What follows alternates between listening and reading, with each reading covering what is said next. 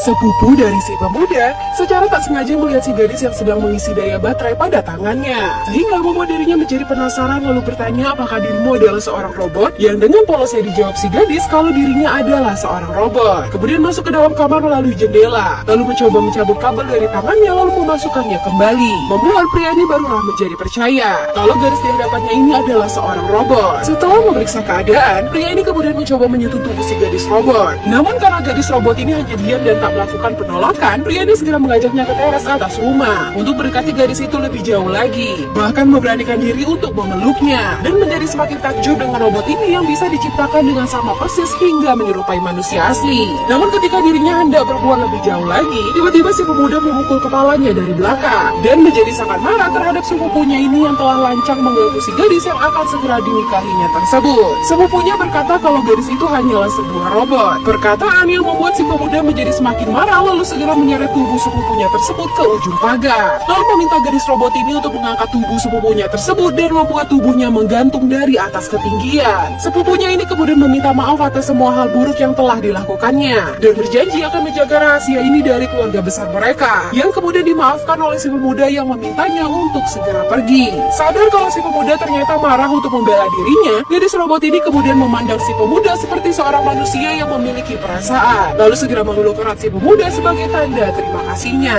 Rangkaian acara pernikahan pun akan segera dilangsungkan. Semua keluarga berkumpul untuk merayakan hari bahagia itu. Sementara si pemuda mendapatkan panggilan telepon dari sang tante di Amerika, yang menjadi heran mengapa dirinya mendapatkan undangan pernikahan dari ibu si pemuda yang akan segera menikahkannya dengan si Fra yang merupakan gadis robot ciptaannya. Sang tante semakin tak percaya mengetahui keponakannya ini sudah kehilangan akal sehatnya dan akan menikahi sebuah robot dan akan memberitahukan kebenaran ini kepada keluarganya.